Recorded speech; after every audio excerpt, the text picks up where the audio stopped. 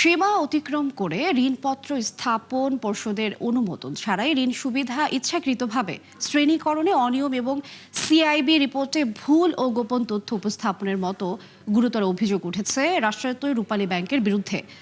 বাংলাদেশ ব্যাংকের পরিদর্শনে এসব অনিয়ম ধরা পড়ে, যার প্রেক্ষিতে সুপারিশ করা হয় কঠোর শাস্তিমূলক ব্যবস্থা নেওয়ার। বিস্তারিত জানাচ্ছেন আব্দুল জাহের আনাজ।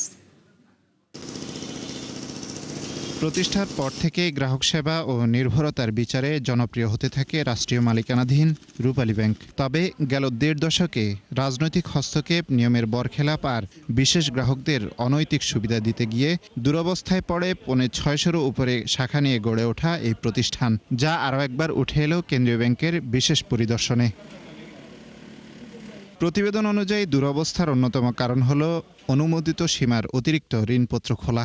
বলা হয়, প্রভাতী অ্যাপারেলস লিমিটেডের অনুমোদিত ঋণ সীমা ছিল ৮ কোটি টাকা, অথচ এর বিপরীতে ৩১ কোটি টাকার ঋণপত্র স্থাপন করে কর্তৃপক্ষ।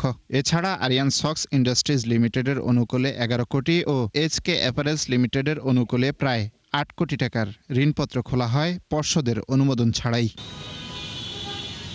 বাংলাদেশ ব্যাংক বলছে, গেল বছরের ১৩ অক্টোবর ব্যাংকের ব্যবস্থাপনা পরিচালককে অনুমোদিত সীমার বাইরে ঋণপত্র স্থাপন না করার বিষয় জানানো হলেও তা উপেক্ষা করে ১৬ অক্টোবর নতুন করে ৪টি ঋণপত্র খোলা হয়, যার পরিমাণ প্রায় ৫৫ লাখ টাকা। আমরা অনেক সময় দেখেছি যে ঋণ বিতরণের এবং ঋণ অনুমোদনের ক্ষেত্রে বাংলাদেশ ব্যাংক কর্তৃক নির্দেশিত ঋণ নীতিমালা এবং স্ব ব্যাংকের নিজস্ব ঋণ নীতিমালার তোয়াক্কা না করেই ব্যাংক ঋণ অনুমোদন এবং বিতরণ করেছে। তো অ্যাসেট কোয়ালিটি মেনটেন করার মূল দায়িত্ব কিন্তু ব্যাংকের কর্মকর্তাদের উপরই বর্তায়। প্রতিবেদনে উদ্বেগজনক হারে ব্যাংকটির ফোর্স লোন বৃদ্ধির কথাও তুলে ধরা হয়। ২০২২ সালের তুলনায় ২০২৫ সালের জুন শেষে যা উঠেছে দ্বিগুণ বা ২০৮৭ কোটি টাকা।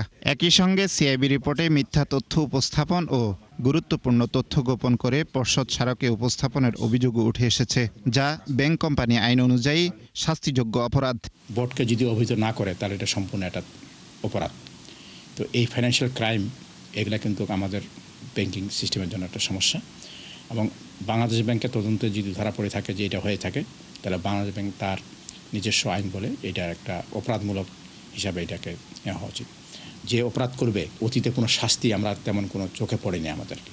যদি শাস্তি দেওয়া হয় এবং এটা যখন এটা ট্রান্সমিট হবে যে এরকম করলে শাস্তি হবে, তখনই কিন্তু আর কেউ সুযোগ পাবে না।